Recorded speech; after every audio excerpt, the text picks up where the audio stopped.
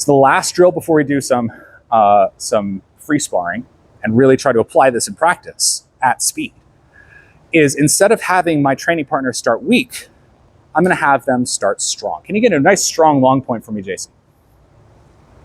Okay, so if I'm here, I'm a righty, right? I just decided to be righty for the last half of class. I don't know why, but whatever. What should I not do into this? What's a bad idea? Yeah, go for it. Just send it. What? I'm now not alive anymore. That's not a good idea. Okay? Why is that a bad idea? Let's use structure language to describe that. Someone. Yeah, I'm throwing an action that does not end up controlling the center line, ergo it's weak, into a position where he's already structurally strong, right? So if I'm like, well, I want to just run a line of code and say, well, I'm going to throw an Oberhau and then cut around, but then my opponent presents a position, be like, oh, I want you to Oberhau over here, buddy. That's not going to work out well for me. So now what do I want to do instead? If my opponent is like, well, I'm strong, what does that tell me about their intentions? My opponent is like, come here, buddy. What do they want? They want to strengthen. What do they, starts with a B. What do they want? They want to bind, right? They want to bind in a position where they're already there. So why would I give that to them? Instead, by reading their structure and saying, wait a second, I can tell that they are in a long, strong position over here. They want this. They want this control. Stay in your long point. They want this. So then I can deny them that, right? So now it's denying on offense as opposed to the defender denying. And what I can do is potentially throwing an action around the other side. Now that can happen. Oh, that's interesting. What did he do? He moved. Okay, use language from today. He changed his structure. Now I can read what he does when he changes his structure.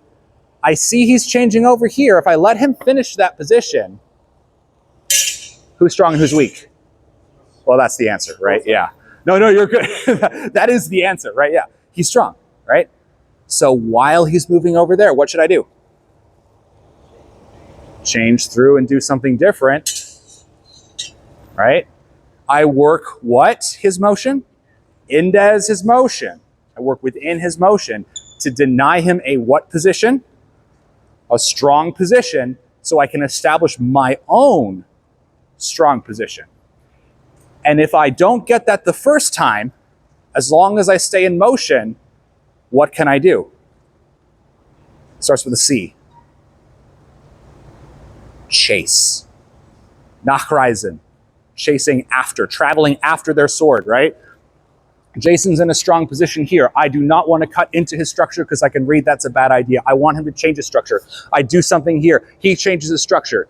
While he's changing his structure, I change mine. Oh, he's changing his. I'm going to keep changing, and eventually I'll gain an advantageous position as I push him out of the camera angle, right? This is a different game than them being weak and not wanting to bind, right? Because if I'm here and they're trying to change through and try to bind everything like that, I'm trying to chase a strong position. But if he wants to bind, it looks very similar, but I can see he's trying to push his structure into positions where he wants advantage, as opposed to, I don't want this, right? So that's the last drill we're gonna do, is Nachreisen. Somebody is gonna start strong, the training partner is gonna start strong. I'm gonna read whatever their structure is, and instead of cutting into it, I'm gonna cut around it and work indes their motion, reading how their structure changes and changing my structure to make sure that I can match it.